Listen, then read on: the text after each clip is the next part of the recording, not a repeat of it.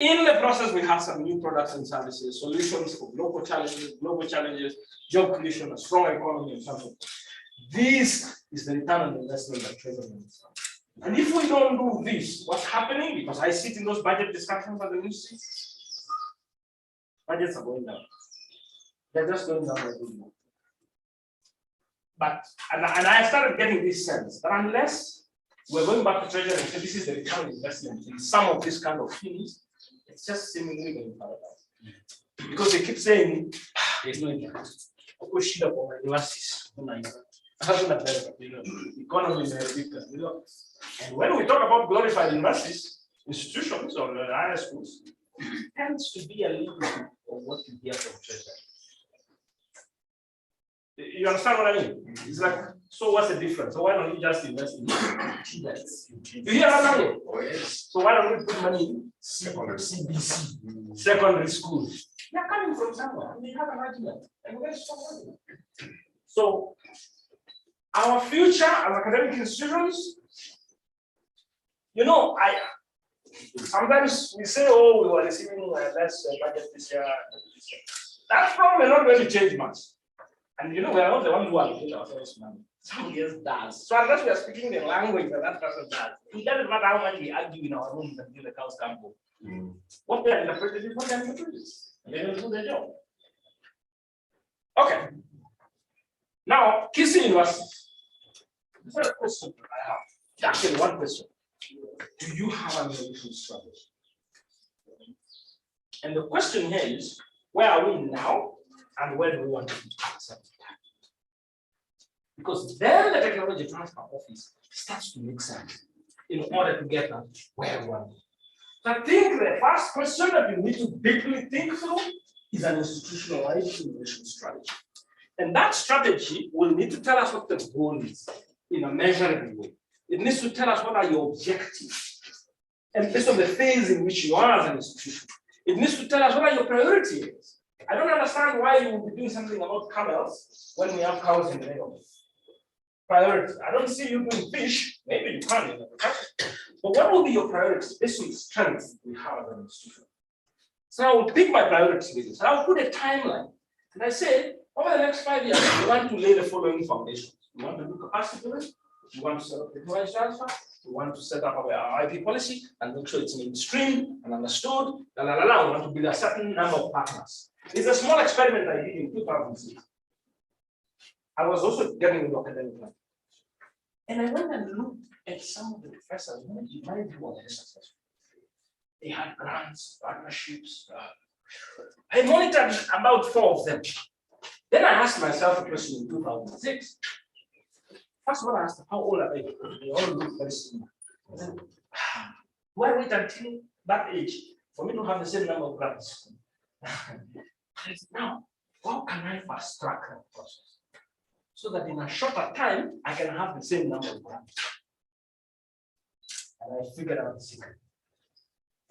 Let me just cut it short. There are many things I figured out. That's in 2000. One of the things I figured out is that I needed to connect myself with the industry and have a lot of partners.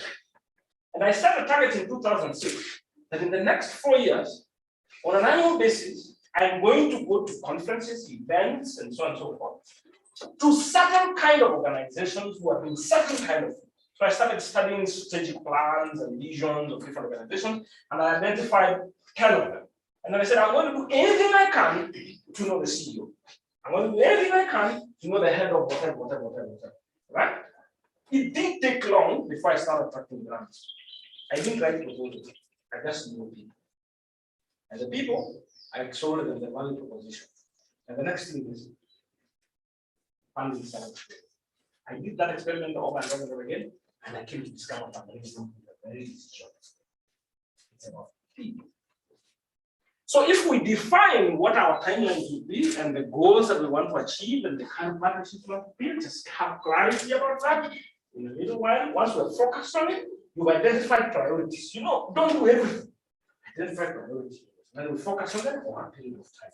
You speak the same language to the vice chancellor over and over and over again. The next thing, budget allocation, mainstream it in the PC, stuff like that. What is in that strategy? I am assuming you're putting a technology transfer office, an incubation space. I know an IP policy is likely to be there. This capacity building. This is a classic example of capacity building. We're saying, okay, institutions, faculty, university leadership, blah, blah, blah, blah. One of the things we're doing as part of the innovation week, on the 4th,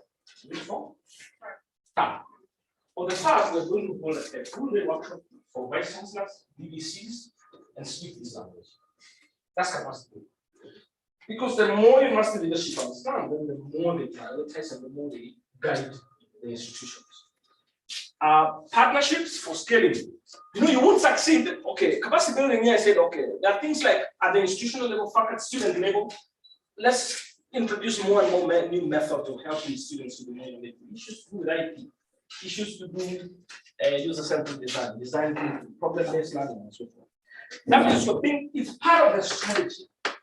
And you ask yourself, why are we introducing a common course on? It is because of this goal. Connect all the dots. Why are we setting up this? Because it connects to that goal. You say you can't succeed with that goal unless you build partnerships for innovation. So how are you going to build this? And if we look at our ecosystem, what kind of partnerships can we build? And then we make effort towards that. Then how do we measure the progress? What are we going to achieve in year 1, year 2, year 3? How do we make sure people are fired up? Do we have an IP policy? It's in draft, it's in development. So you're saying by a certain time it needs to be operational. The next question is, these people must understand that direction. I'll talk about that in a minute. So we start figuring out how do we mainstream that in our performance contract. At your department level, how does that translate to the faculty? What is on the performance contract? Past evaluation. So you cascade it down and so forth. What kind of budget can we allocate? What returns are we expecting? Is it a nice thing to do, or is it something that is going to be potentially valuable? And so on and so forth. So this is my result. This one will be easier to understand than this one. If this is understood broadly, this is where we're going, then people see why all these bits and pieces are in that place. So that's the challenge to these gentlemen who've been attending the workshops, the academy. So you need to show the direction we're going, and these are the pieces of that direction. Now let's talk about the side points. Because I need to do it. And that's the outcome of that workshop. These are the things that my ID policy needs to speak to, so that these gentlemen and ladies become comfortable sharing ideas. The policy needs to address ownership and the right of use. Now, ownership is not necessarily the same thing as right of use. I can lease a piece of land to you. And then see how for 5 years and I collect 3,000 a month. Who's the owner of the land? Yourself. Who is using the land? Someone else. Does usage translate to taking away ownership? No. Absolutely not. So I can own the idea and I lease it out. The IP policy needs to speak to that. 2, the procedure for identification, evaluation, protection, and management of intellectual property. Starting with identification. Are we deliberately looking for that intellectual in the various activities that we involve in? Are we actually conscious with the many ideas that we have? What is the process? What's the procedure? I'll give classic examples. You have PhD defenses here, right? MSc defenses here, right? The technology transfer office must sit in all the defenses. You know why? In sport intellectual property. Because sometimes we present ideas, and in the process, we don't know where the intellectual property is. Because we were busy doing our research, and I'm about to graduate in December. That's like, boss, you need defense, young lady, please. I remember when I was defending, I didn't defend the fucking sweat. I was so determined. By the time I was finishing one of the match, because I really, really wanted to finish this thing. Now, if only somebody sat in the room and told me, on slide number 14, stop. Don't publish about that one. Please come to the office with this. I had no clue, but someone else had the capacity to see. And that's the support system that we're trying to do. When they say, okay, now, based on this, this is what we can do. Then you guide that. That's why you need certain skills within that. and all the way to the management.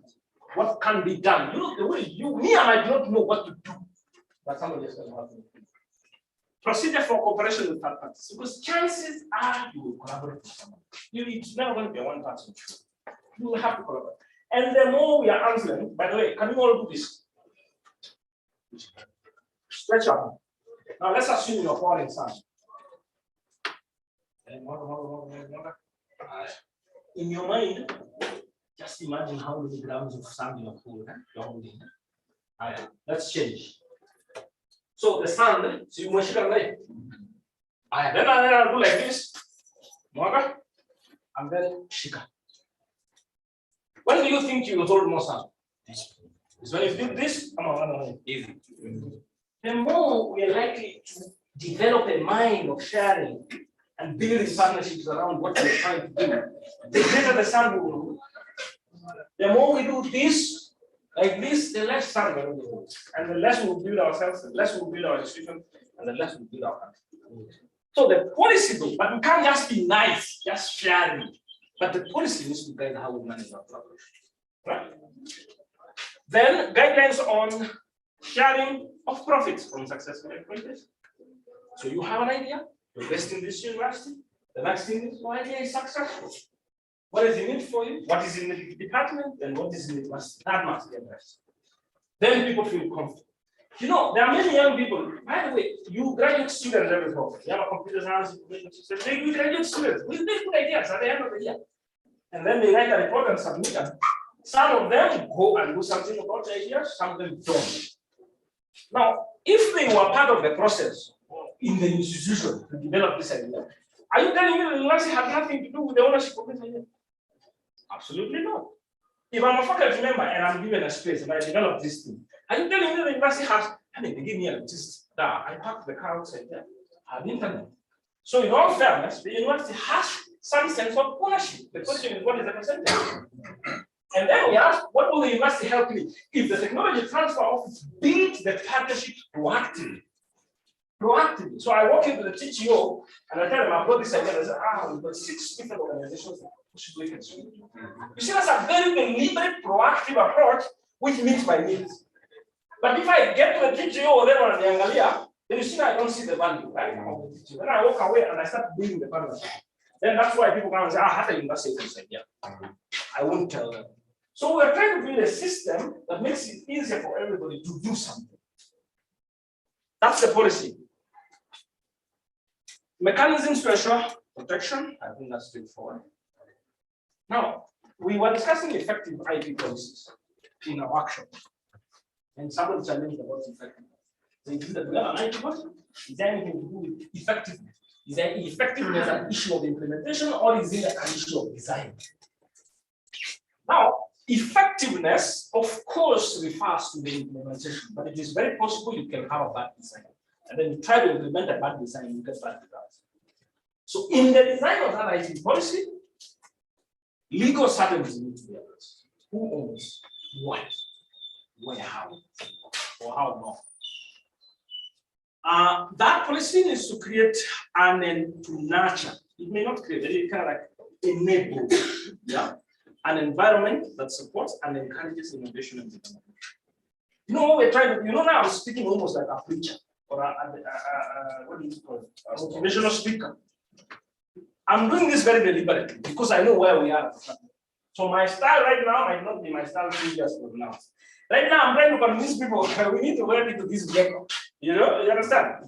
So the policy needs to be not like something that is, all right, or something that is, it is something that energizes and inspires. All right, I know a couple of universities which have policies, and when I ask faculty randomly, what are the content of that policy? It is somewhere on the website. It ticked, qualifier, PC, and it doesn't inspire and encourage. Next, it should encourage students, researchers, innovators to consider possible opportunity for exploiting any invention so as to increase the potential flow of the benefits to society. It should encourage me to do what? To consider. You know that people, I know some professors get about this. I'm thinking that's actually a nice gadget. So, and this is something that I see. And Prof, you mentioned that you're involved in a certain project. I've seen in a number of institutions. You know, this project was funded by one. We did it for 5 years. Man, you know, we had a lot of influence. But anyway, they left 4 years ago. But we haven't known how to. That's a very nice project. We graduated. Then it sounds historical. It was. And it's not. That's the danger of this. That's why we need strategy, which puts things together. Because otherwise, we're doing small chunks of small projects, producing different outputs and keeping them very compact. Facilitate the creation of public-private partnerships. So it needs to facilitate. People feel comfortable working with the institution to support economic development.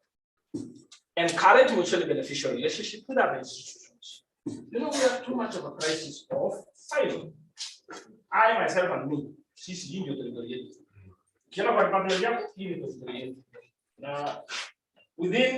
institution, and so it's good to be proud of what we do. And like I said, we achieve more with our hands wide open. Balance the various conflicting interests of the various stakeholders. Do you know why we struggle with partnerships at academic institutions with private sector? Everything revolves around value proposition. Value proposition. We struggle with those relationships because we don't speak their language and they also don't speak our language. And when we don't speak each other's language, we don't speak. Who is to create the value proposition? If you ask me, it's the academic sector to build the value proposition for private sector.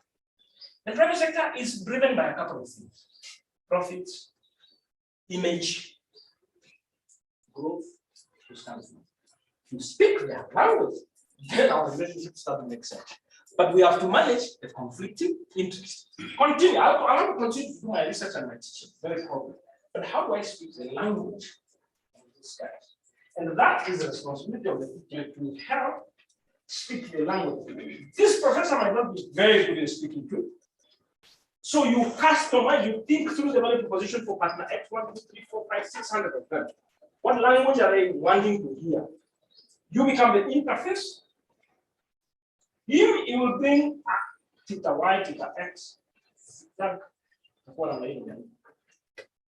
is not the language. Then we can help to shift the language to that package. Then and we have a lot of problems. I know some conflicts between the private sector. That's the ego issue.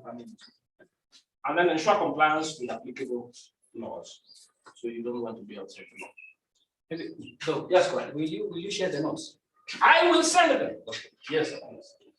But my goal today is that I convince you. You already convinced me. So that the effort that this team is going to put together the technology transfer office and negotiate for budget, you don't debate. So enable, facilitate for the better. That's really my goal today. Okay, so then you see that the policy is a small component of the strategy. And you can see why it fits there. So, but start small. We're also not expecting to achieve too much at a go. We start small and we get the connections right, start with the right connection, then you pipe your water up. So let me come back to Kenya, because ultimately my goal is to try and be, I don't think it's close to it today. So I'll try to move a little bit. Yeah. Good. So come to Kenya. This is what we're trying to do. So I'll explain what the institution is going to do and why you're doing whatever we do. And now Kenya's support mechanism is as follows. We're trying to promote commercialization a lot, not just in theory, but in practice, through supporting institutions to set up their systems and so forth. We're trying to set national ones. And we are looking to see as many startups and outputs as possible. So these two keywords really summarize what we're trying to do over the next several years. And in that effort, you can't do it without seeing joint ventures without funding, without policy, without partnership, coordination, blah, blah, blah, blah, blah, all these technology transfer offices and so forth. But we hope that the keywords will be commercialization and stuff. So let's talk about the support that we're trying to lay. The last one here, like I said, we're trying to get a foundation, trying to get a few staff who are in the budget, design programs, and get a few partners. Commercialization is a process of introducing a new product and making it available to the market. This is, remember I said our mission is what? Building, developing, and managing a dynamic innovation system that facilitates getting areas to market. So this process is what we're trying to promote in institutions. Because we don't have, and that's a cycle. And people who attended these workshops will internalize some of this. Process as a life cycle. There is invention, there's evaluation, there's protection, and market, license, research, development, all these components. And I already explained them anyway in that structure of the university. Then licensing of discoveries by university to a for-profit company for further development into commercial products, technology transfer. One way of commercializing. This hopefully convinces that you have to license some of the technologies. You cannot be everything. So you let go based on a certain eligibility. So if then the for-profit company picks it up and does further development and then pushes to market to entitle to some benefits, you can go back to the lab and continue to do your research. Now, this is what we're trying to do over the next several years to sustainably support commercialization of more than 1,000 ideas and not. Have you heard about this? I have some very ambitious ideas. We're trying to support commercialization of over 1,000 innovations from individuals. This word is sustainably because we don't want to support them when they die. We want to support them when they continue to rise on their own. And what we do by that is by trying and attract and match appropriate partnerships and systems. We do appropriate systems. By being here is to support building an appropriate system. Then you are the one who's going to help us achieve this 1,000 plus. If we span across the entire country, deal with institutions like this and build systems, we'll definitely get here within a very short time. We are trying to help set up, working with partners to establish innovation hubs and incubation hubs in institutions. So, because we need these hubs for things to be developed in them. Right? We are also trying to nurture competencies and skills. And this is an example where we're trying to build capacity, innovation competencies in schools. We have faculty, researchers, students, We may not have an opportunity to go directly to the learners, but through you, we reach the learners. And we have set up the Commercialization Academy where a few of you have participated. And we have about 3 courses now, effective IP, commercialization and technology transfer. We're going to be introducing one next year. We already designed it on incubation and incubator management. The management of an incubation hub. You know, when I was in my mother's room, it's a very sophisticated environment. But then guarantees the growth of little boy. A very sophisticated environment. Mom had to be told what to eat. How much time to sleep, how to walk, you know, all that stuff. And she was not in control of everything. So that environment needs to be thoughtful. That's the intention here. Research commercialization, we're designing a new program which takes people who have designed some research and they've got some outputs, and they need to be guided and mentored and coached on trying to translate them into something commercial. So it's going to be like something like a 5 months program where we have specific milestones that we cover over a period of time that are very, very specific to the organization. So that will be done through their partnership. Technology transfer offices, it's really in our interest to support the establishment or improvement. Now, there are some institutions like Kenyatta University have covered place and ground, covered some ground, National Nairobi a little shaky. But there are some institutions,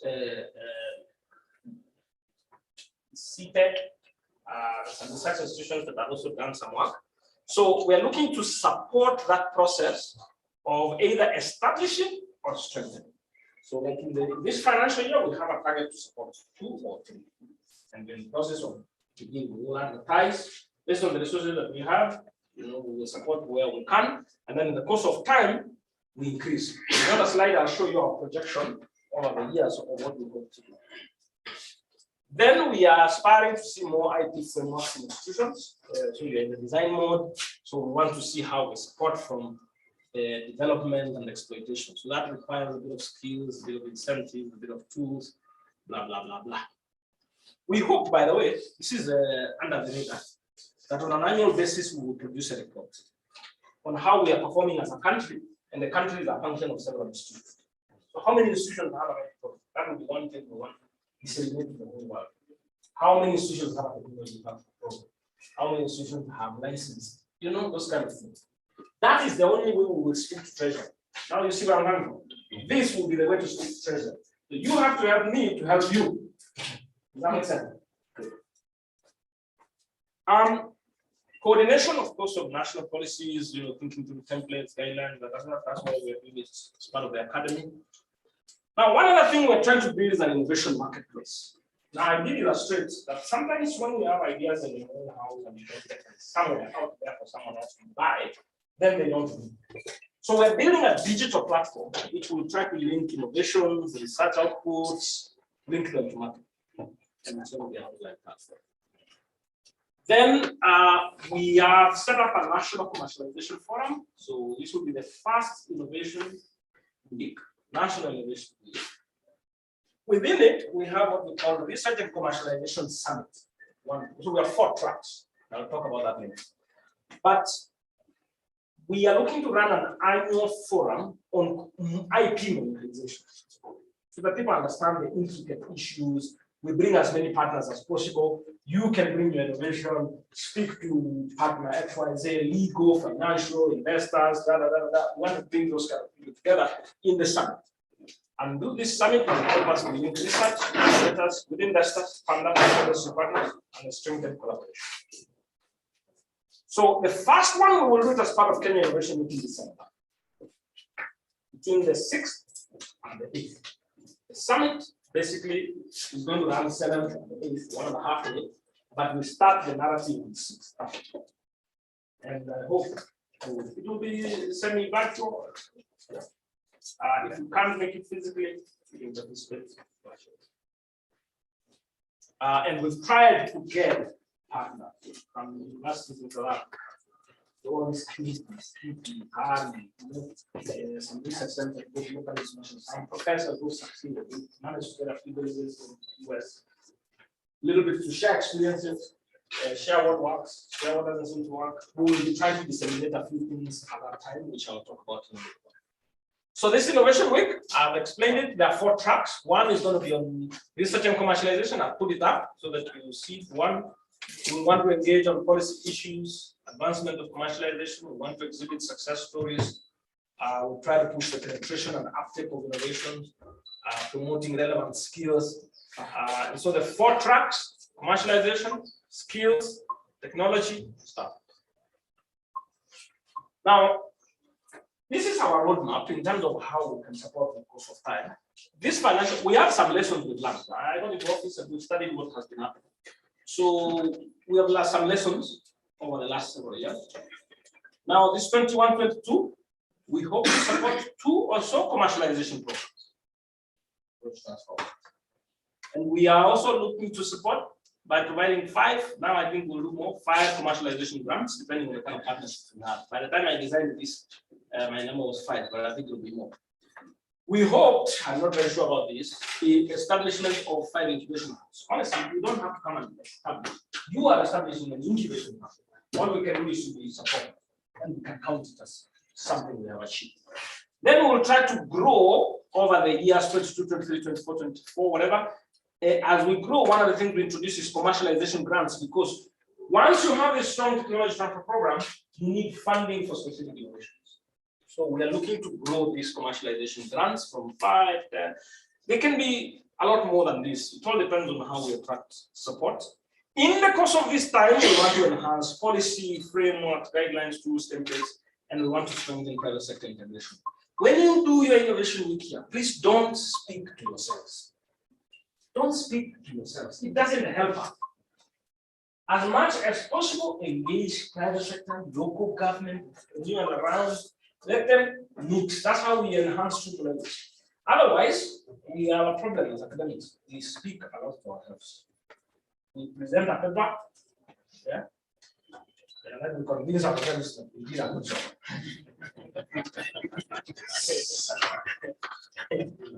So it has its place. It has its place, and I'm not disputing issues of paper presentation. But for this one, please let's do it differently, in a manner that we attract as many of these stakeholders as possible. As guys, we are converting, so we need to convert something. So for innovation, it takes partnership and collaboration. Innovation is we. Every one of us has played some role, some bits and pieces. Anyway, I don't need to talk about that. And I'll say, before I say thanks very much, there are a couple of things that we intend to submit, and I'm going to cover very well. One, we're working on a national innovation report, which we hope by February, March will be disseminated. During Innovation Week in December, we will have probably some drafts. Do some recommendation. The intention is very simple. You know, when you don't become proactive about assessing your progress as a country, somebody else can. That's why we have this global innovation index where we are ranked number 87, number 90. It's because somebody is ranking you, and based on the capacities they have, they will come and collect data, they will analyze it, and they will give around. So why don't we report our own? We collectively address it. So we're going to do our first national innovation. For the efforts we put in and the outcomes we get. The indicators might just be this. Second is we're going to develop commercial innovation guidelines. We are working on that.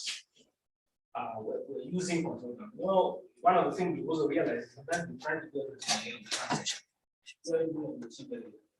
So we've engaged partners who are supporting us financially, and we're getting a pool of resource persons, professional people to help us put all this together. Once we have these guidelines, we intend to disseminate to the students. Then you can use that as a guide, as a template, to domesticate packages somewhere. As a second output that we can expect in the near future. Of course, I mentioned the innovation bridge. What else are we doing? Policy. Well, we're planning to support from a policy perspective. Of course, we have the academy, we have capacity. Then we have a forum that we try to put this together. You will do your and you'll do another. So with that, thanks very much for listening.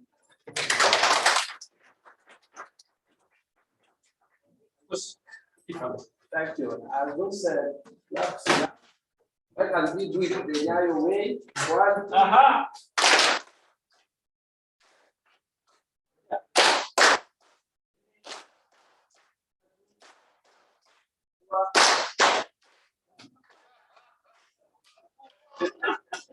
Anyway, thank you so much, Dr. Mwansa. I think now it's getting to know it. You know, these are some of the things we have been learning. It is already giving a highly summarized content. Never will go there for. I think, Dr. Mwansa, why can't you increase the number of people come to your place? Because we have been too only. And I think members, you can appreciate there is something. I want to tell you this is highly summarized information. Absolutely. Whenever we go there, when they are doing it at room temperature, because it is their home and they have time, we really gain a lot. He has tried, I even didn't imagine it to recover a lot of information like this. So it is getting to know it's now about 12:30, and I believe we can have some questions to move us to one. And I want to think in the afternoon you have something. All right. We'll consult. Most likely because we need to go back to Nairobi because of what's happening tomorrow. Yeah.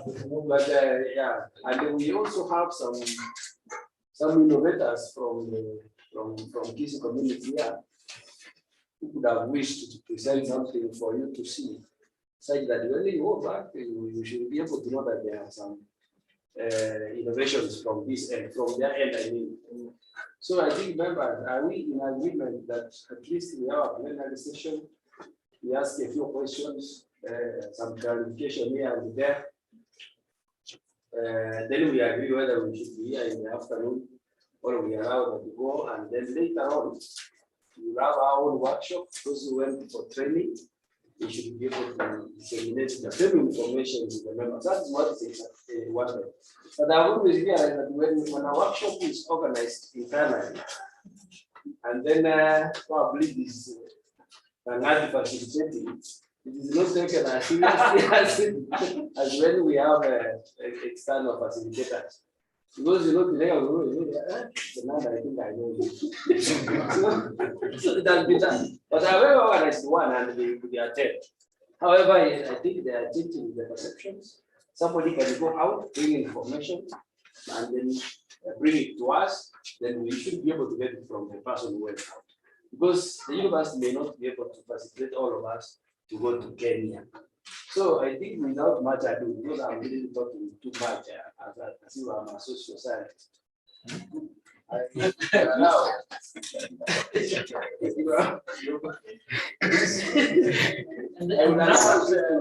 that I also have a team of my colleagues, yeah, I think they have no. they will also respond to some of the questions. Yeah, Dr. Katama is there. Yes, you know that guy is a doctor, but when he talks, you may think that he's a very humble boy from the village. I have seen him. What was this PhD supposed to do to me? I think the PhD humble was. Some of us, once we get PhD, we get to this. Agnes is here, and I saw the other friend from whatever you can respond. Whatever you are able to respond. Yes. Where is it that members to ask? Yes, I know you are very much able. But again, when you introduce yourself, say I'm Dr. So, people will think that you are a groundsman there. The way you feel. That is what I like.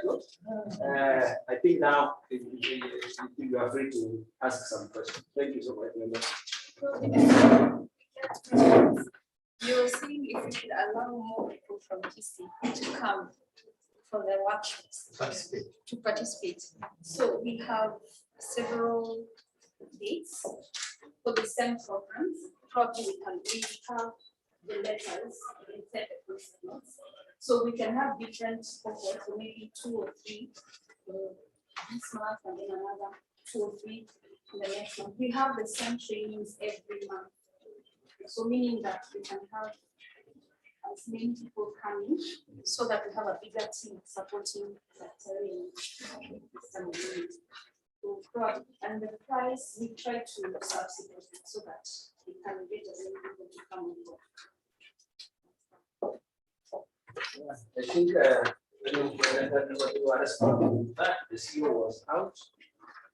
They are doing it as a subsidized fee. But again, you can subsidize it more. If we are 10, the cost effectiveness becomes good. Like now, if we bring 5 instead of me and the chauffeur, you need this 30 per training, and now we have brought 10. When you work out there, you know, what do we call it? Appointment. Yeah. I think they're going to take it. I don't want to explain it, but to be sure. The training is thorough. When you go there, you don't even get time to do other things. We don't go there. Like now, last time I was asking, we are in Machakos, I've never gone to Chamba. Why was you allow us one of the afternoons to walk and do the job? But the program is so tight that we even don't go and see what's happening. But that's part of the innovation. When we go there, we give some space. So at least we breathe. Anyway, on that, let's proceed. I think so. That's what they're doing. Because the change that advantage. But is that really happening? Well, if I went outside and looking at what's happening. Anyway, let's have a presentation for 30 minutes. There is lunch. You must meet as a group. And then probably you will agree with the Kenya whether we should have a session in the afternoon, 1 hour, depending on how we are saying it. Thank you. You are free. Professor. Thank you. And then, Thank you, Dr. Obrasa, for that enriching talk. You have educated all of us. And now I know why it is important to have a personal strategic plan. Each one of us is supposed to have a personal strategic plan so that we know where we're heading. And if we bring everybody on board as an institution, I'm sure we are going to move far. Now, my worry is, remember the CEO said that we have a university strategic plan, 2019-2024. I want us how we going now to incorporate, because what we have discussed here, we should have started it yesterday. Incorporate innovation strategy into our university plan so that we move forward. The other question I wanted to ask, you say that you can support us open or to have a technology transfer office. What extent?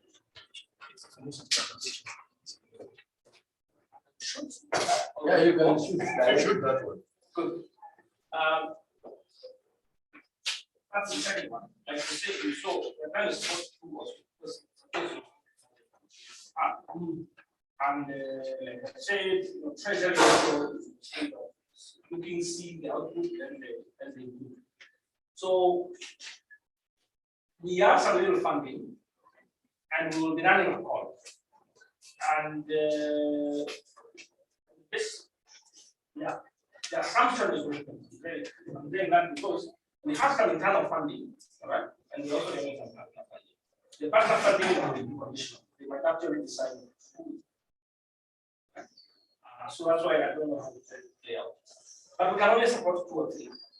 And to be very honest, I see the institution, also the partners, supporting institutions that already have some technology transfer offering to improve it, to be easy to demonstrate results quickly. Because we also are running out of time, but we need to move and show results, which then make it easy for president to pick up, right? So I sense that the first round that goes to institutions that already have some model of program, which has been established by the institution and supported. As the years go by, as you can tell, we're also building partnerships and support, so then we'll start doing on that. In terms of how much, to what extent, it's need-based. It's really need-based.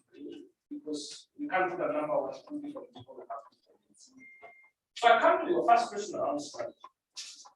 You know, this is my little philosophy about strategy. Strategy is not necessarily a it's the beliefs.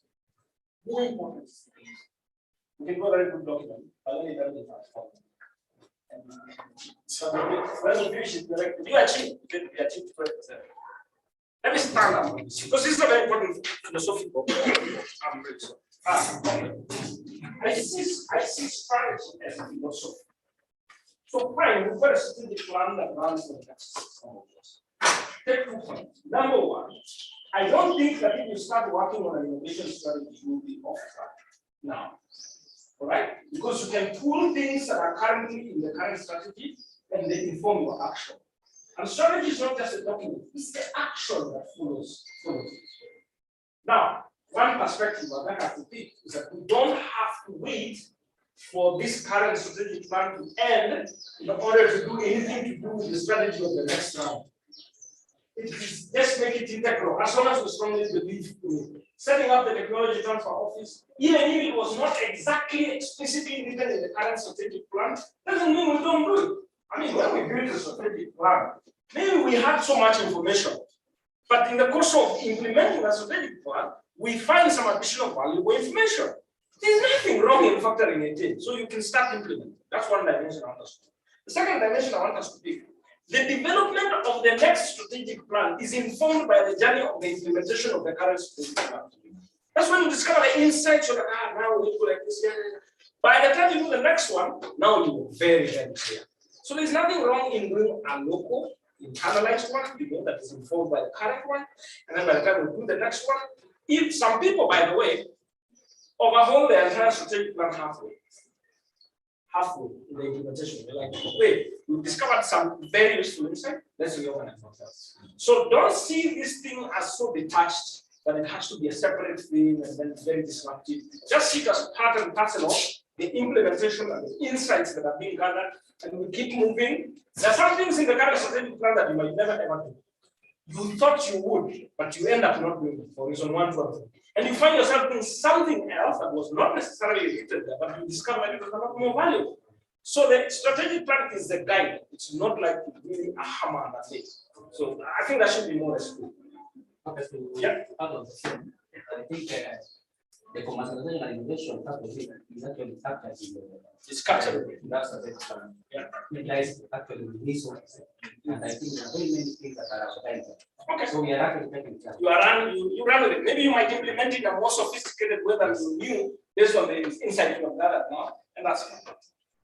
And again, a strategy is like a within of verse, and there are activities that actually point that strategy. Yes. Like if you are talking about commercialization, you are talking about innovation, this is part of the work. Correct. And even coming up with a TT office or whatever, that is part of the innovation that is being captured in the strategy. So it can always be handled from a different angle. It depends on how you incorporate it, you customize it with your strategy. Otherwise, I think that one is something I wanted to comment. Understand that. I think this language we are talking here, and I wanted to speak the last person, is a baptismal process, and I've listened to the term for the past 10 years. We visited this summer, and I agree with them. And I started discussing a conversation with the university where I was, and tapping this innovation ideas, the innovation learning, the innovation ecosystem. Why we actually wanted the discussion to come from and talk is to align our views, our thinking towards the ecosystem you're talking about here. I happened to be here for 1.5 years, actually in the office. And the discussion you had from his mouth is what I've been preaching to each and every person I meet. That the university is a center of excellence, is a center of knowledge. The only asset we have that nobody has outside here is that access to knowledge. And knowledge, once transformed to a product or a process, it becomes an asset, which accountants said, they are talking about economic benefits. When you read the strategic plan, you must see what strategic plan. Very clearly, it has a global framework where these things can be connected. Very easy. But we have suffered from a cyber system where Professor Bosweti is struggling to achieve something himself. And that brought this advent of bringing our thinking together and starting a journey towards having an ecosystem which will promote the innovation environment. So as we are here, there's so much is happening within ourselves here. But nobody knows. Nobody links the other one. You find a vehicle moving from here to Nairobi, linking to a partner, but 3 vehicles. One day you will find yourself in one partner, 2 professors from the same university, because you didn't know we have this partnership. So this framework, and as Daktari had said, is basically to entice our rethinking of the ordinary way of teaching. And we have 3 components. We have research, we have teaching, we have research, we have learning, then we have innovation. Okay. Then from there, we have a product. And that is why the university realized we need to start a commercial arm of the university, which will look at this entire asset, including you and me, as a basis to generate alternative revenues. And that's why you hear the tone from the treasury is universities can be self-sustaining. If professors disappear from this compound, we have a university. Are you see? So you can imagine how the government places you somewhere that you are nothing. And once you are in the university system, you are supposed to, through your research, bring solutions, the way Professor the Vice President was saying, so that people come and give you the money here. There's a small component we'll talk about innovation hubs. And I have always argued with our good learners, our good researchers, our good professors, that a professor never retires from a university. So the thinking, the future is, once you have a research and you have an incubation hub, you will continue being here until your backbone goes the sea way. Because where are you going? And you have your income program here. Can you imagine there's a problem we have? You are a professor. Then you go, resign from here, not the resign, but retire, you go and start a supermarket. After all these years, start a supermarket, you have no experience of doing that business. Then you struggle, then you die. So when a professor, that means you need to make you become an educator and a mentor in the university system forever. So those hubs, incubation hubs, will be in faculties, a center of dissemination of new ways of solving problems. Every faculty is a center, is a nerve center of this problem. That has been the language. That has been the language. So we have the system, but the system is far away. And as people, as a people, we are very far away. We need to integrate, and this thing will be a success. That is a good presentation, Dr. Katama. And your name is not, is it, Yes. is that the right one? Yes, it is the right one. And then with your permission, the benefit of everybody. Yeah. Then is it okay? That is very okay. I know you must ask for me. Yes. It is very hard. Yeah, It teaches me a lot of things. Thank you very much, CEO of Kenya, Professor Okemo, Dr. Okemo, Dr. Kim. Dr. Okemo, and the champion. Sorry, I can't remember the name. Moman. And participants, the teams who are here, the professors who are here, and our visitors, the innovators. Good afternoon once again. Good afternoon.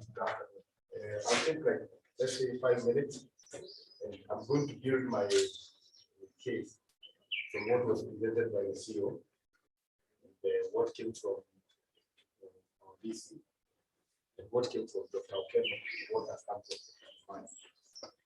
And through the memory, I'll talk about 1965, 1984, and then from CEO's presentation, what came out is innovation. Given all the instruments of innovation. When I refer to instruments, for example, a pen, use it, right? A spoon, use it. That's an instrument. So basically, in this room, we all have instruments in reference to innovation. Then innovation, if I had it very well, I would call it a practical implementation of ideas that results in the introduction of new goods or services, products or services. And I'm not fully convinced that from 1965 to today, which is 2021, there is no innovation that has come from this. Why do I say so? I say so because we have supervised students. We have been supervised as students. And through those activities and programs, there must have been something at the back there that could have been incubated as a result of what money has mentioned. And that's something, whether it is in the form of a service or a product, is what is to be uptaken by the technology transfer. So we are not way off. So as we think about the building, as we think about the best, as we think about the other whatever things that are good in those offices. Let us at the back of our mind know that we are sitting or we are custodians of many organizations. So I would say it is not true to say that what came from the registrar that University of Kisii has not, or Kisii University has not registered any patent. I'm sure if you scratch your back, many things are going to come. And these are the bonuses. And what has been presented by the CEO once are the instruments that are being employed. And practically, you have moved from theory to practice. Why do I say so? Especially because you have a school of law. And Dr. Kemo said that school of law is an asset for purposes of the patent, for purposes of copyright, for purposes of industrial design, for purposes of geographical design. So you have all the answers. I think was I promised 5 minutes. I'll stop there. There are some guys here who are supposed to be part of us. Dr. Mutu, are you around? Who is Dr. Mungari?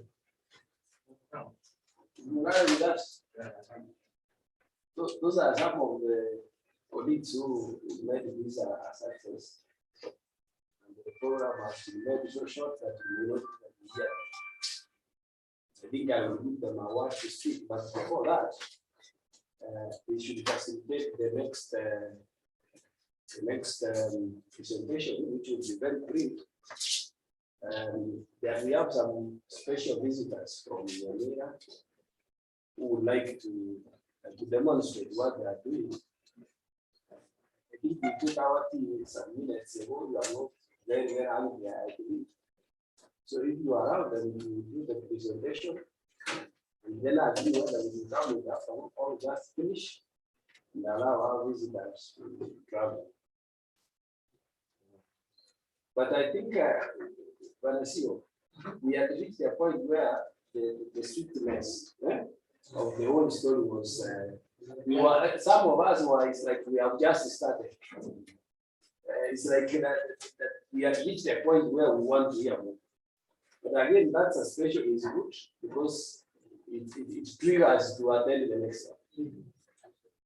So I see hands already up. I expected that those guys present and then we ask now get the questions. I mean, going to the KENIA and going to the Innovative Association. So Mogare, can you take over? Where are you? Come here and also facilitate a bit. Right, also, I think you moderate this. Okay. The organizer, the CEO of KENIA, presenters and the participants, and also the innovators. Good afternoon. Are you okay? We much appreciate all of us for making this particular occasion a success. And from here, henceforth, we know what we mean about innovation. And we're gonna benefit more. And I appreciate the university for giving all of us an opportunity. Imagine all schools. In most cases, we find that when we talk about innovation, we talk about sciences. And here we are from social sciences, and we have part of innovation. My plea is to KENIA. When I see presentations on innovation, especially at national level, I usually see issues to do with science. Where are we as social sciences? And we are the guys who come up with ideas that bring about change in the society. My word is that when you're going to even create a fund for funding innovations, also give us a levelized platform for all of us to compete. You don't need to put us at the same level with someone who has innovated a computer. So give also us a platform so that we can be able to compete well. Without us, the society cannot be complete. Having said that, I wish to give a chance to the innovators.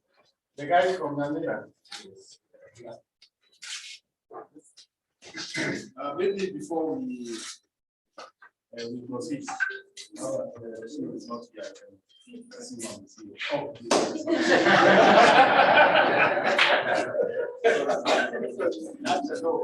Maybe before we go to the innovators, one very interesting thing about the social science is that we are accused of criminal. But the thing about social science or the humanities, the unit of analysis keeps on moving. Not professional. A very good example, for example, if you want to study maize, the effect of maize on fertilizer, you can make sure that it's only the fertilizer which is affecting it. In that case, you lock it somewhere. But the unit of analysis in social science keeps on changing. A very good example is if one was to study the relationship between our president and the former prime minister, the hypothetical statement would be the ironies and fear, but now they are friends. So if that was your hypothetical, whatever,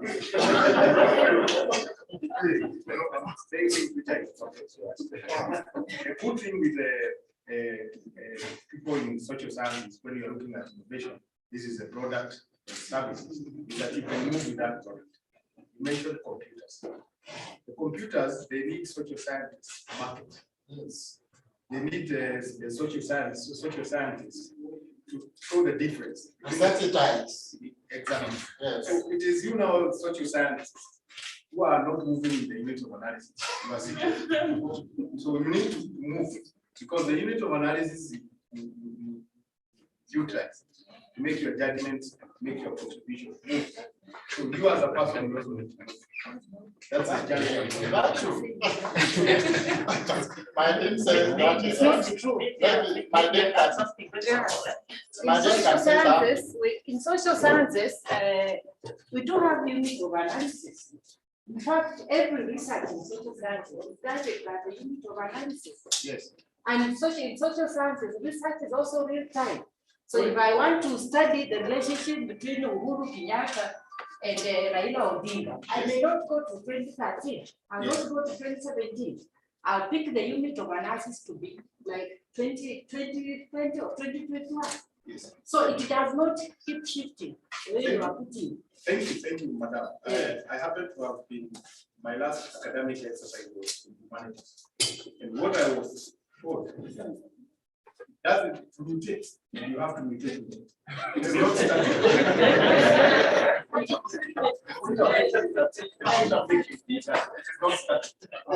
Because, for example, you're starting maize, which is in the greenhouse. That means you never made there.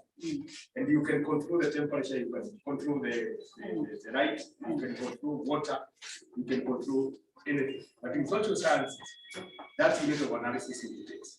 So it is the wisdom of the scientists in social science who moves with the unit of analysis. And like the natural science, and like biological science, like chemistry, where you can keep something static and it remains there. That's the point I was saying. That's a quick one. So it seems. That is a request for another day. But my request is given to the CEO. We in social sciences, the CEO Kenya, we in social sciences feel discriminated against when it comes to funding. Even look at that banner, targeting all Kenyan counties and 3 key sectors: healthcare, agriculture, food security, tech, what? Where are social sciences? In fact, this is just a challenge. We are just calling upon Kenya to consider us. Even when you are putting up calls for funding, please consider social sciences. We have innovations in social sciences. So this is just a humble request we are making. Just to help and bring this on some level of where we can handle it. Yeah. My definition was very simple. Yeah. Exchange federal values. I did not talk about disciplines.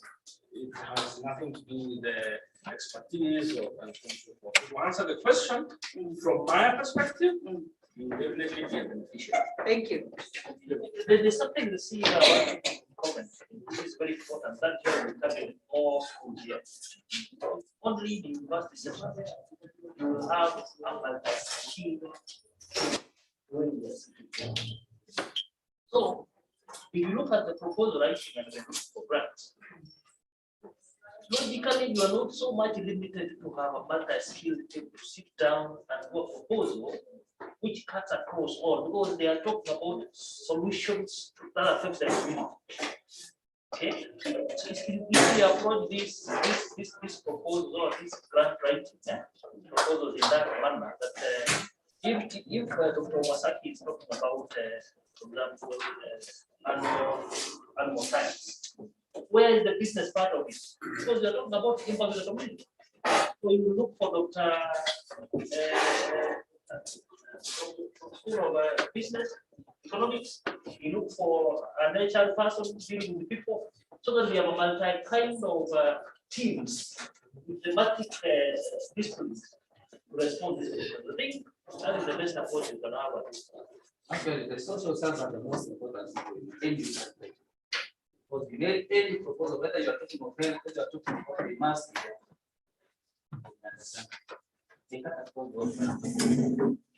Thank you so much for your responses. I hope you are going to consider. I remember NRS was funding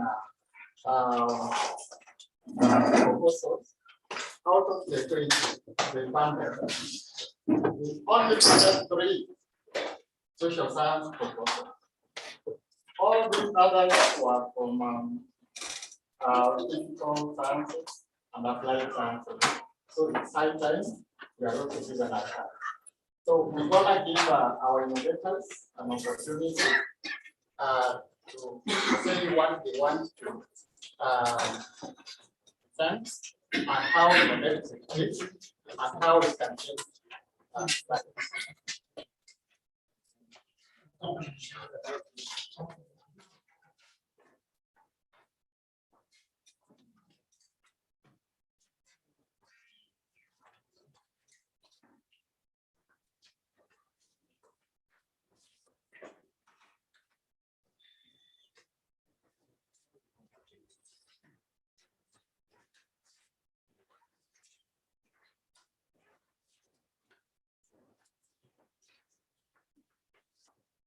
And come over and start introducing yourselves as a project.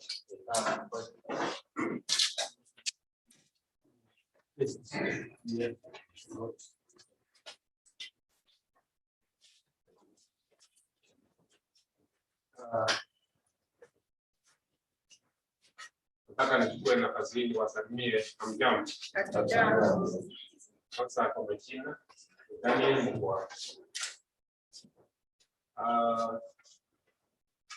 came from Yemen.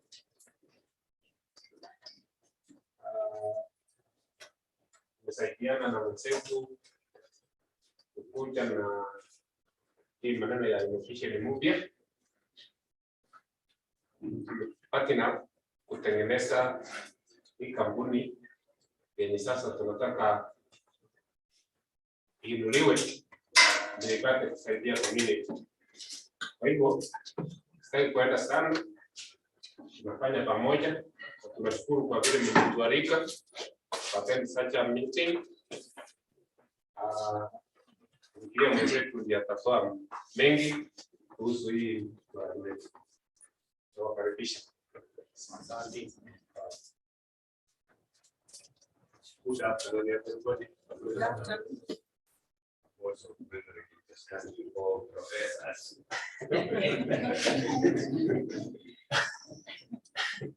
I've never stood before professors. Today, that's a privilege. My name is Samson Young.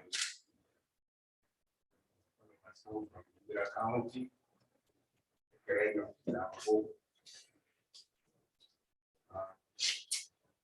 I've met so many friends here. Came here last week. So my friend here is a professor. You also come from there. From my home. It is another one, my friend here. So it's a friend. So we have managed to make more friends in the University of Kisii. This young man has come up with an innovation. This idea, we wanted to bring it before professors so that we can also buy or we can also assist us improving it. One of our scientists from home. I don't know what things that we will do as professors to assist him also become a professor. So that when he stands before professors, he looks a professor. So I should also thank you for welcoming us here and assisting us to showcase what we have from our area. This man has gone through some education. You have been here in Kisii, Institute of Technology. See the national, yeah. He has also taught so many people there. He graduated so recently, and I hope you will enjoy our innovation.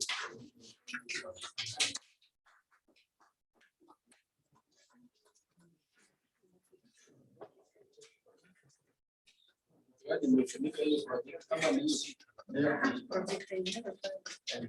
project itself, the graphics are covered.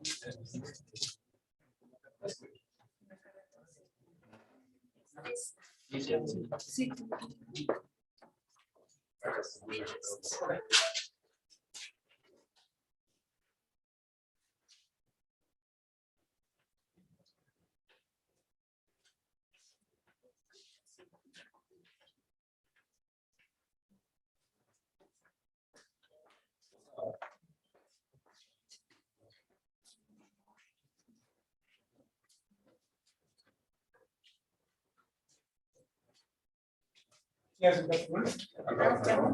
My name is Antonio. Join us. Join us. We have an official whereby we are there to fight from the wild land. The title of the innovation is Sustainable Renewable Biodiversity Biofuel for Sustainable Development and Resilient Climate Change and the Empowerment of Rural Women and Youth. I would like to start the presentation by asking questions. I ask just 3 questions for the one. Who can tell us what is biofuel? Who can tell us what is ethanol or bioethanol? 3 words. What is ethanol? Bioethanol, biofuel. Now you will not ask social science.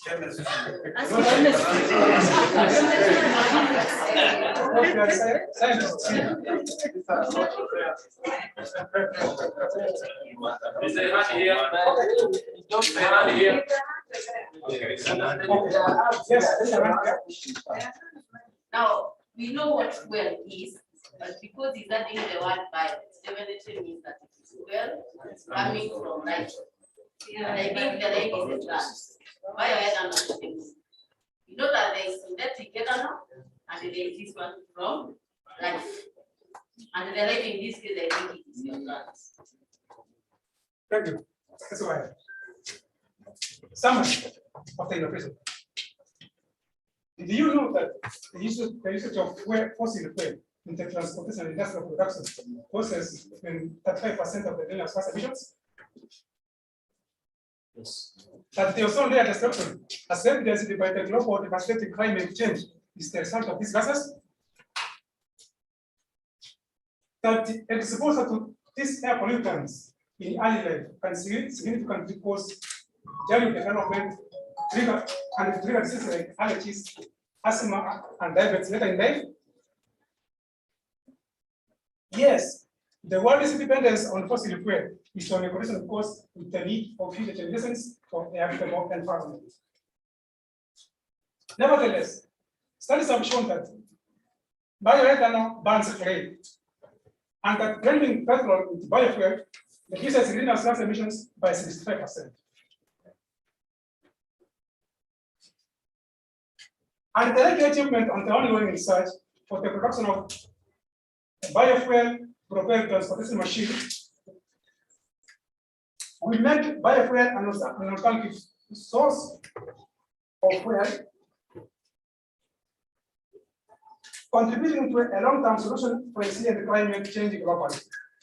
But sadly, the current trend for biofuel production from human foodstuff is a tragic component.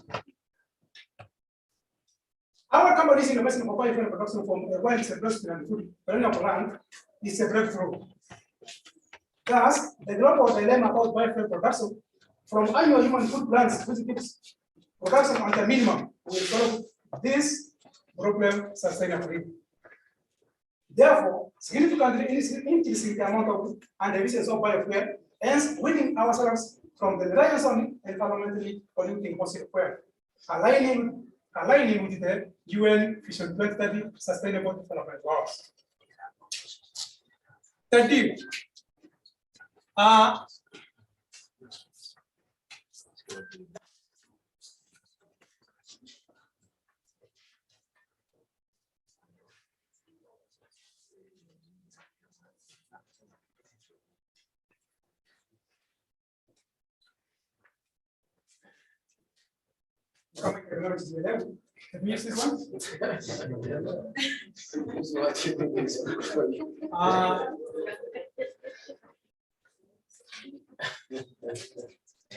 Okay. Yes. The point is, Celebratory is the common.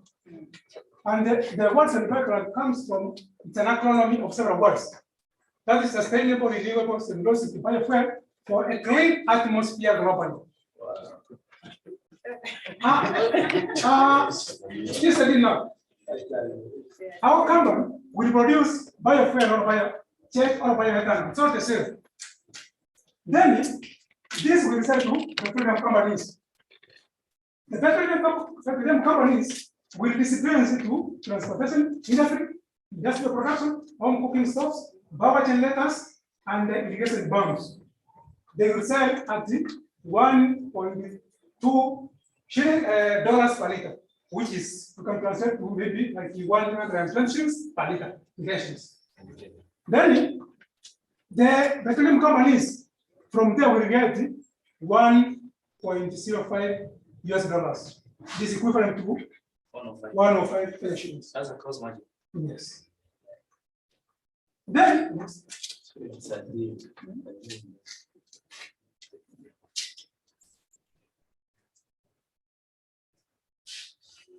Try to summarize. okay, yes, there was open.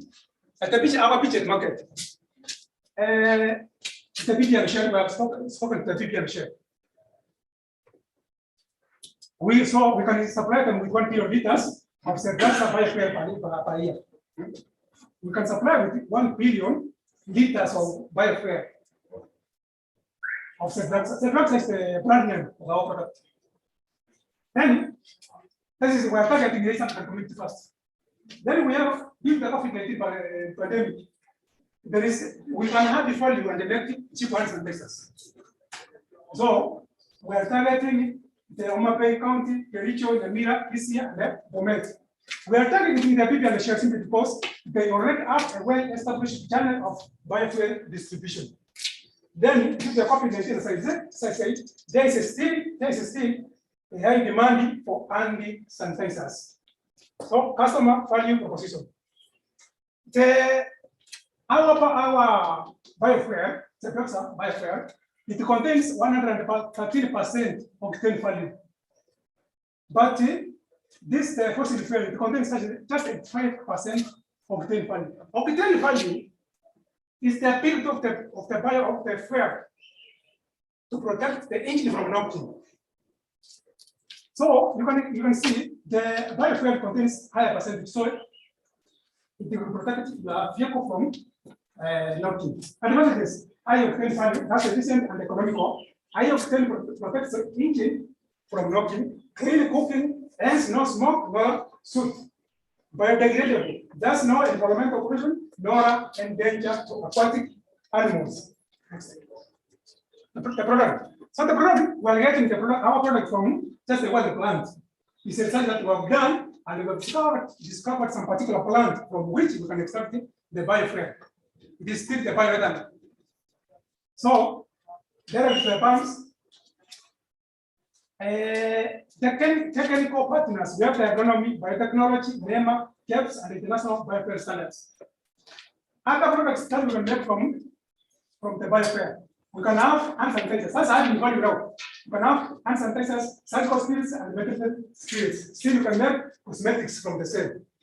Ladies, they can tell us that the ethanol is, in some cases, in our case of cosmetics.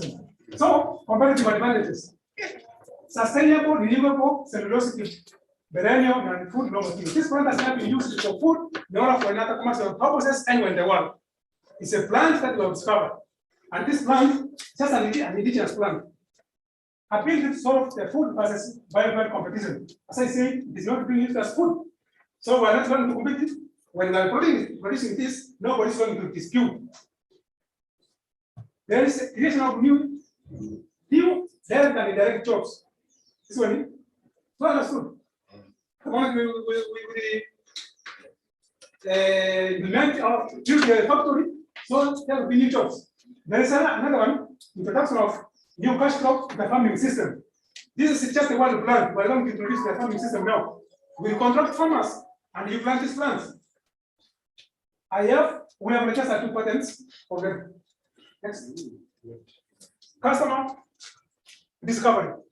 We interviewed corporate clients, that's PPM, People Energy, and the Cocoa Store. And then we interviewed 26 members of the company. Key assumptions: requires sustainable biofuel supply. That's according to the PPM share. They require consistent supply. They wanted to know that actually we will supply. So they also, we will be required to deliver to their people. Key learnings: assurance on the raw material sustainability. They can collect the biofuel, and then cheap ads and prices required still in the market. Next. Financial assistance by the year 2027, that's the 50 years from today. Our profit will be 200 million per year, dollars per year, which is equivalent to around 12 billion per year. Here, profit per liter. From the 115, I said that the people will give us per liter. We will pay farmers. The 3 kilograms of the plant will give us 1 liter of the solution that we want, of the product.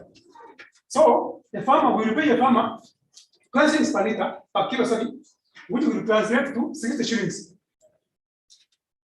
So we will have paid 60 shillings to get 1 liter of the petrol. Then there's now the costs, the production costs will take around 20 shillings. Then marketing costs will take 5 shillings. That will be translated with 5. And then we will sell at 115 to get the 12 shillings profit. Yes, we are selling at it was 1.120. Okay, no problem.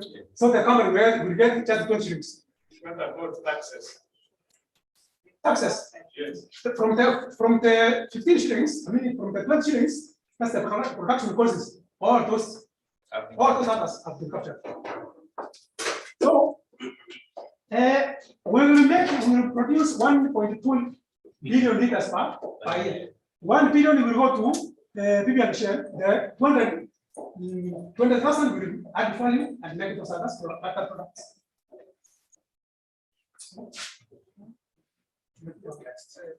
Next.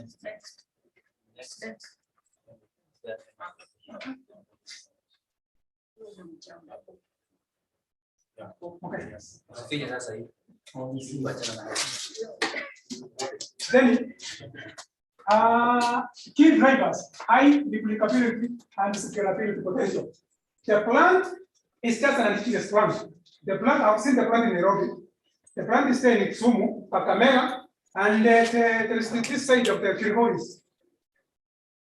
The plant is so many in those forests. And the plant is even in Seychelles, the plant is in Malawi, the plant is in India, and even in the US. The plant is tolerant to stress. So the idea is replicable abroad. Sustainable, renewable raw materials. I think that was sustainable, renewable raw material.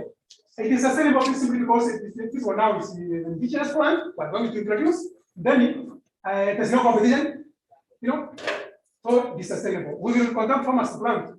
Then we have demand matrix. There is still demand for hand sanitizers, cheap hand sanitizers. Still, there's high demand in the market for biofuel. In the first world countries, like in the US, Brazil, and Japan, they really want to use biofuel to propel those machines. But the challenge is the sustainability of the raw material, because they are using human food stuff to produce the ethanol or the biofuel on the expense of providing enough food to people or to their people. So there becomes a challenge. They are not able to sustain the market or to sustain the biofuel production. Now we have come up with this. Well, then suddenly we have discovered this plant. Even sustain market. Next, okay. Climate, okay, okay. Climate impact. That's really, as I said, most important. It contributes 35% of the greenhouse gas emissions. But the first thing, the Sedlapsa biofuel, I told you, Sedlapsa is the brand name. The Sedlapsa biofuel will reduce that one by 65%.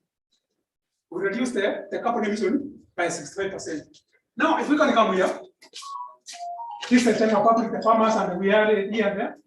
Then the customers are the domestic use, that's the production there, transport sector. Then there might be, but it is negligible greenhouse gas emission. The negligible, the small amounts that can be produced, it will be sequestered at this point. Because there's this plants here. The small amounts will be sequestered here. And then you will have clean atmospheric gases on this global climate change, economic, ecosystem friendly, no fertilizer, no insecticides required in this innovation. Because the plant is just an indigenous plant and it is happening attacked by diseases as compared to the human food plants, which have almost been threatened to extinction because of diseases.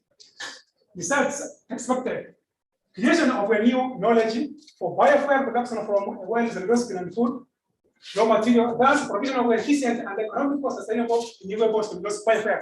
2, provision of cheap and sanitizers. 3, creation of direct and indirect jobs within, thus empowerment of rural women and youth. Introduction of a new cash crop to the farming system, affecting a wide array of cash crops. Creation of sustainable alternative source for solution for the devastating program planted on the Rebellion land and the water catchment areas affecting resilient climate change within. I think you understand about the year 2019, 2017, 19 there. There was a bill passed in the Kisii and the other countries to remove all the programs from the Rebellion lands. But actually, these governments faced a very strong resistance. Why? Because they did not give our farmers an alternative. Here we are today, we have come up with an alternative. If any government official is here, or if we have a framework and our government official within this counties, we have come up with an alternative. If now they will try to convince the farmers, we will give this one as a cash crop. Then the farmers will now be ready to get rid of those programs from the village land, and then they will plant this plant, and we will buy direct from them. They are not going to look for a market. Next. Advantages of the innovation: poverty reduction potential, global food and nutrition security. There are many foods, there are many kinds of foods which have been used for the production of biofuel. It's now going to be used solely for consumption. Excellent land use and water stewardship. This plant is just an indigenous plant. It never consumes much water as compared to the blue gum. The plant has much high carbohydrates value than corn. The plant contains 7.1% carbohydrates as compared to corn, which is maize, which is being produced in the US to produce the biofuel.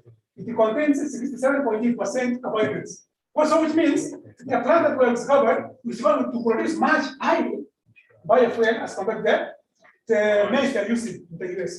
Then we have a holistic to feed this one. This plant, as I said, is in an indigenous plant, and it has never been attacked by diseases. Our founders, Dream and the team. Jonas Oyuki, I'm a macrobiologist, 9 years experience. I told you, I did 7 years.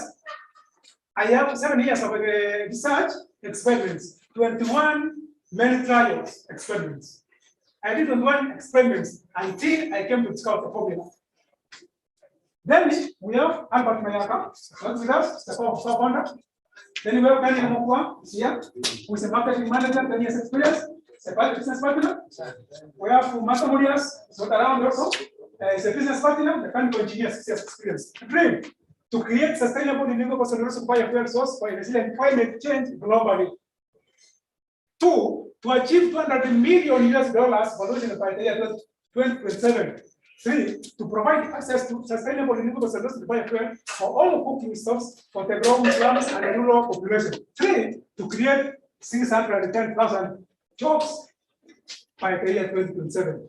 Thank you. Thank you.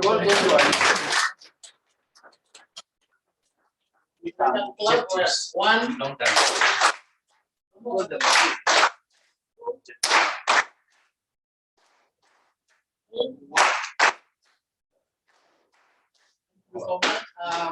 By the way, this is from indigenous knowledge system, which is anchored in social sciences. And we are proud to be associated with this kind of innovation. For a few minutes, just 3 minutes, we can give a reaction from the audience. If you have a question, you can ask. And if you have a contribution, you can also make it. Professor Kisii. Thank you. Jonas, I'm reacting to your presentation. First of all, what's the name of that hub which you're using? Gracina reflexa is the name of the plant.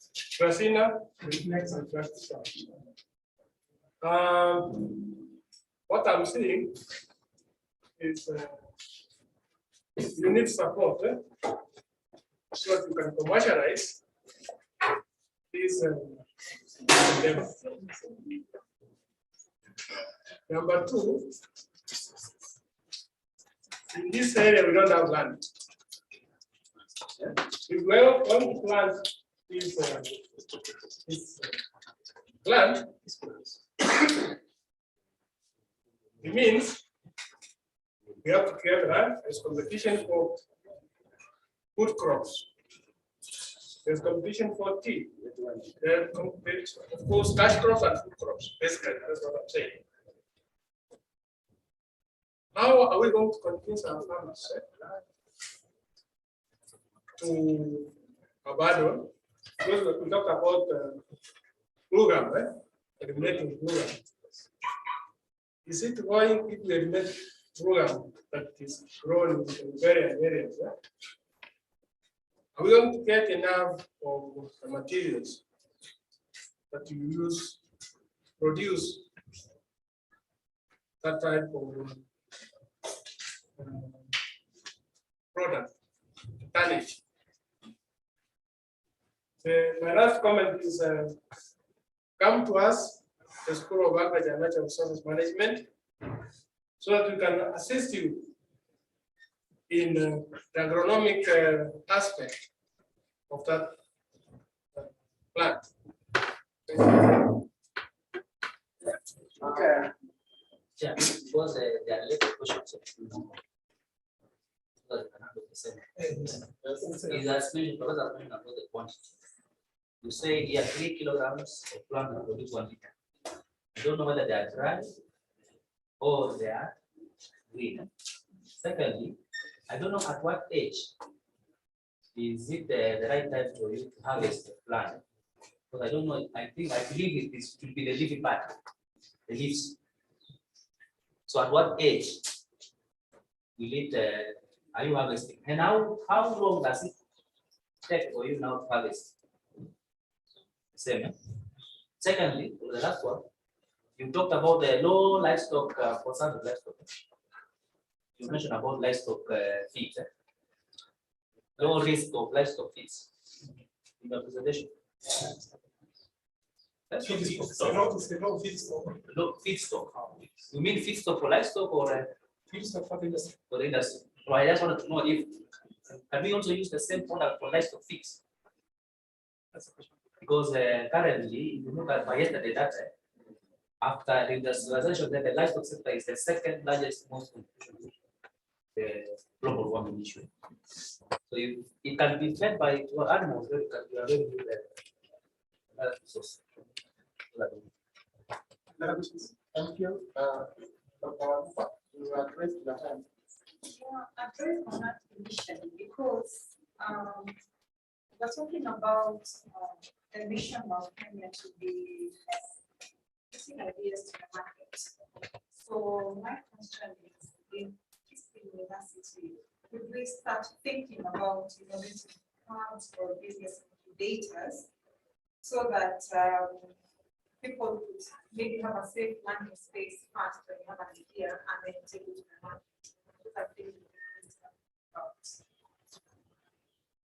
Thank you for the question. I think that's most of the moment.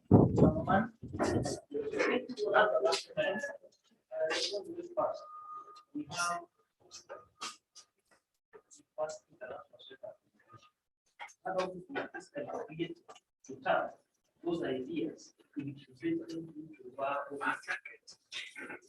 So it is there. It's what we are working now.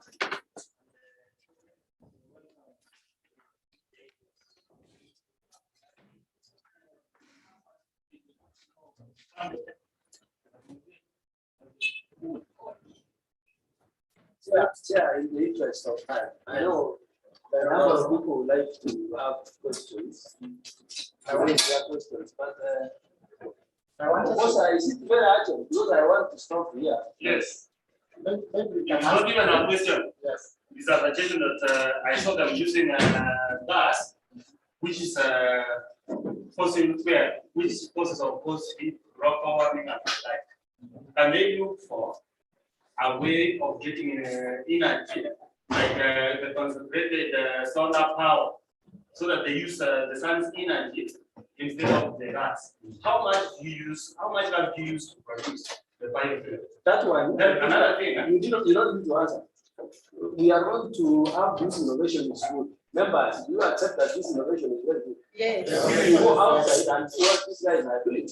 Actually, they are using the knowledge that our mothers used to use to generate janga for our people. I just want to, but the best innovation from them is that they are using certain plants as opposed to what our mothers were doing. Because they were using what maize. So when we look at it, the innovation is good.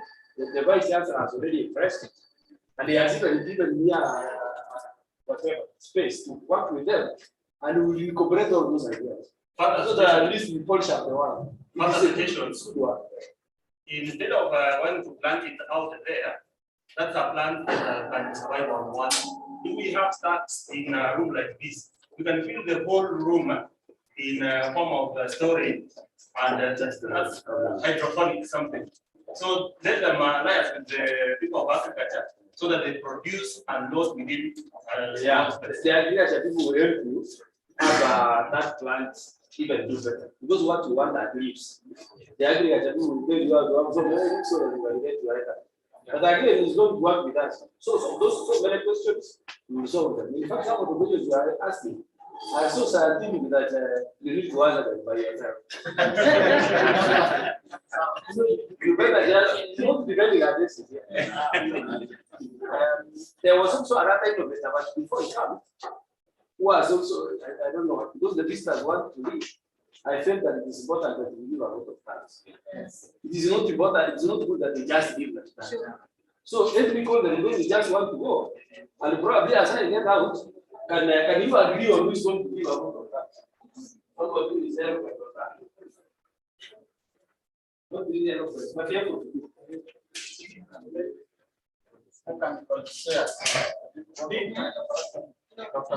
Today is for pure scientists, social scientists to continue the. I think the request, we don't stop here. This becomes the beginning. We will have some declaration from here of what we expect. Number one, we have agreed work well and innovation strategy. Well, who was the master? Number one is an innovation strategy. The other people we need to internalize and accept and we need to have more workshops. So from here, I think through the chair of this program, we will have a way forward communication so that we have this fire still burning. So we continue until we have the. Yeah, chair now, you can, the CEO is here, and other colleagues from Kenya, they want to be. They are requested that to go earlier, they want to be Nairobi for the so-called what? Curfew and the jam in Nairobi. I don't like Nairobi, but yeah, I would work there. I just want to work here in the rural area. So, okay, thank you so much, Dr. Fernanda. I want to give this opportunity to Dr. Omega to come over and give a vote of thanks.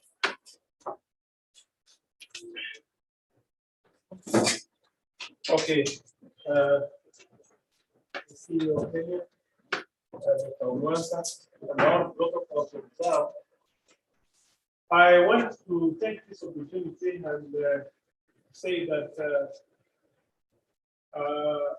the idea of having innovations is an occupation that whose time has come. And when we were trying to put our minds together and planning to see how this thing takes off,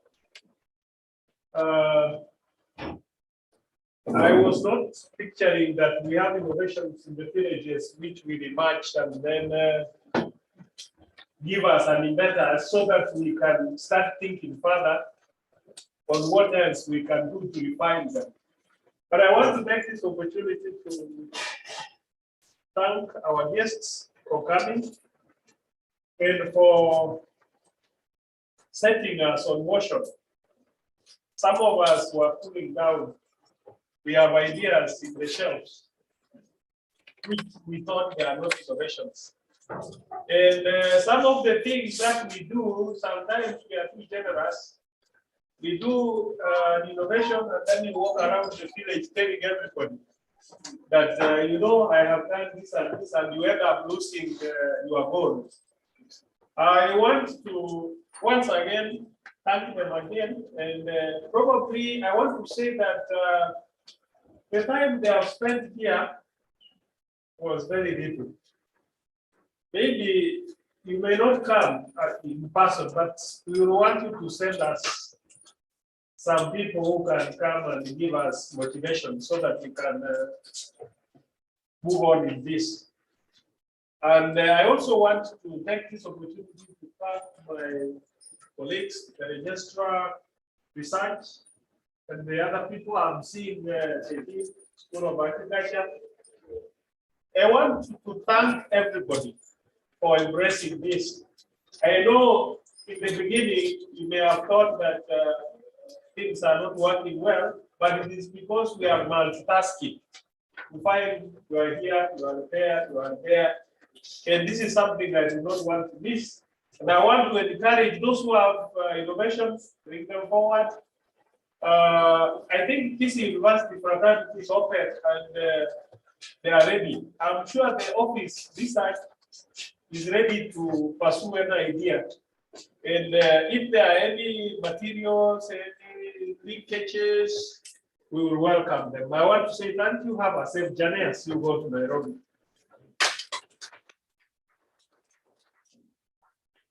There are some young men who had a renovation. We are not going to talk about it because the vote of thanks has already been done. Can you just show them? I saw some baskets like this. This guy has been able to make very beautiful baskets from West quality papers and all that. These are very good things, and I don't know whether he has started very things because this one can get into the market, even into the supermarket. And he's making them right from the waste papers, these plastics and so on. If you see them, they are even more durable than the one we buy in the market, the one we used to buy and then use them as flower containers in our homes. They are very good. If you have talked about it, I want to think that have you seen them before? No. You have just seen it. And you can be sure they are doing better than most of the innovations. So just mention which materials are used. Plastics. Just for the fruit baskets. And just like that, yeah.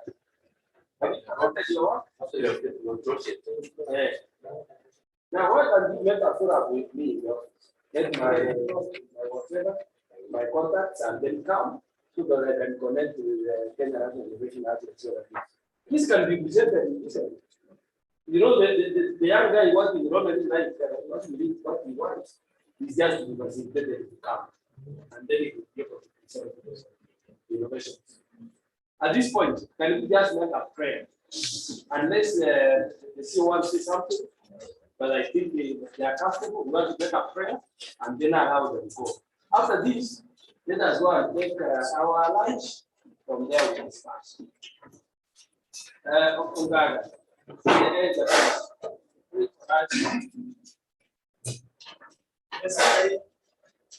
Gracious Father in heaven, we thank you for this day that we have received the knowledge on innovation.